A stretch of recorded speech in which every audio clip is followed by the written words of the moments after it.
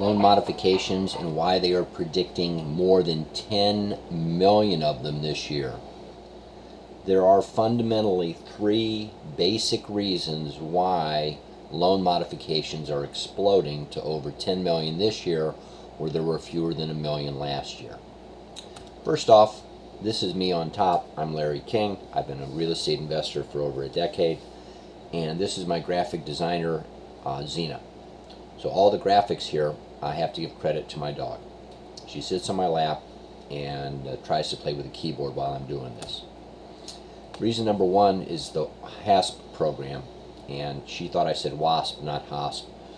The Homeowner Assistance and Stability Program is something Obama has come up with that has some real good features to it that we'll talk about in just a second.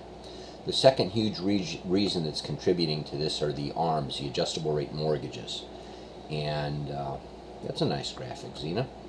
And the third reason, very simply, is the lenders out there have awakened to smell the coffee.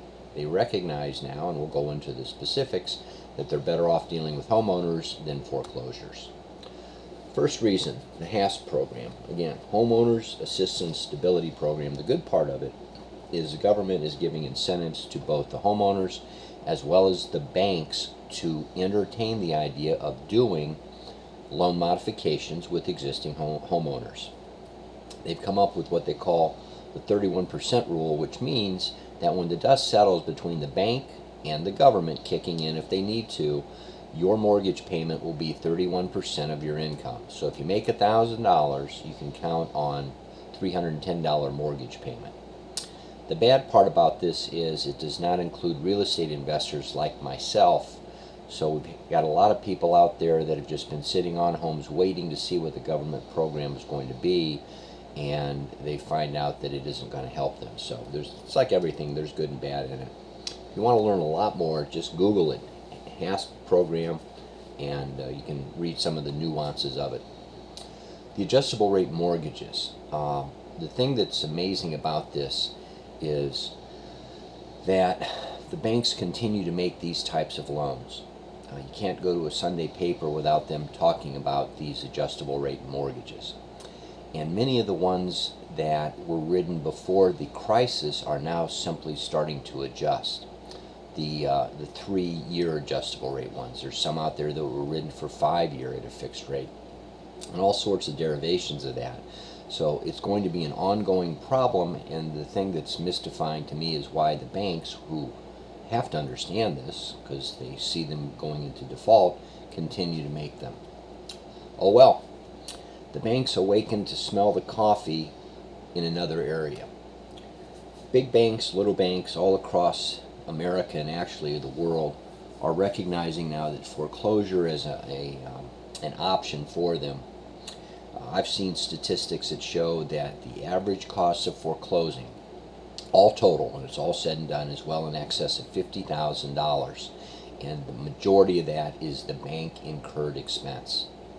The other thing that happens when a bank takes a home back into their inventory is the government mandates that they have to have cash reserves to offset that, what they call non-performing asset. The other thing that it does in a negative fashion to the bank is it affects the amount of money that they can borrow, and banks are in business in borrowing cheap and loaning out higher, right? So it's not a good thing for the bank to take it back into inventory. The other huge disadvantage to the bank is they now have a period of months, and in many instances years, where they've had a loan that's out there on a home where there is no one paying. And then they foreclose, they have a vacant home, many times it needs repairs, and then it has to be sold, and you've got commissions involved and a variety of things. So the bottom line is, I know that most of us are bottom line sort of people. The reason that loan modifications make sense for so many people is the homeowner wins. They get to stay in their home. They get a mortgage that they can live with. The bank wins. They don't have the cost of foreclosing. They've got a homeowner that's already there, that loves it, or they wouldn't be there in the first place, with a mortgage payment that they can now make. The investor or owner of the note and many times that's not the actual bank. They've sold it off to someone else. Wins because now they've got a note and a mortgage that people are actually paying on. The community wins because now you don't have vacant homes with the grass growing up to the windowsills and vandalism, burglaries, and all sorts of things. So it's positive there. And overall in America, it helps the economy to have fewer foreclosures. It's just good for everybody. If you want to learn more about some of the frequently asked questions that may not have been covered in this, please go to Loan Mods or Us. I've done a series of 22 FAQs that I've been asked repeatedly from homeowners like yourself about the loan modification process. And the other thing is, I have affiliated myself with an organization that has a network of 9 law firms nationwide that, if you qualify, will represent you to your bank to do the loan modification for you. Again, if you qualify, they have a 97% success rate.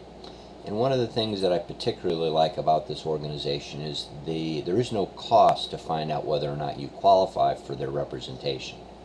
If you do, of course they want to get paid, but if they cannot do a loan mod on your behalf, they offer a written money-back guarantee. So there's very little to lose.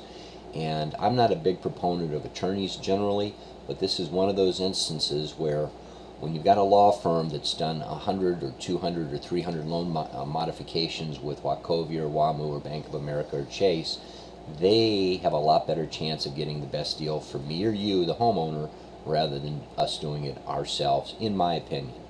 If you want to call me, there's my information for calling, emailing, or just visit the website. And I hope this helps learn a little more about loan modifications, and may God richly bless you and yours today.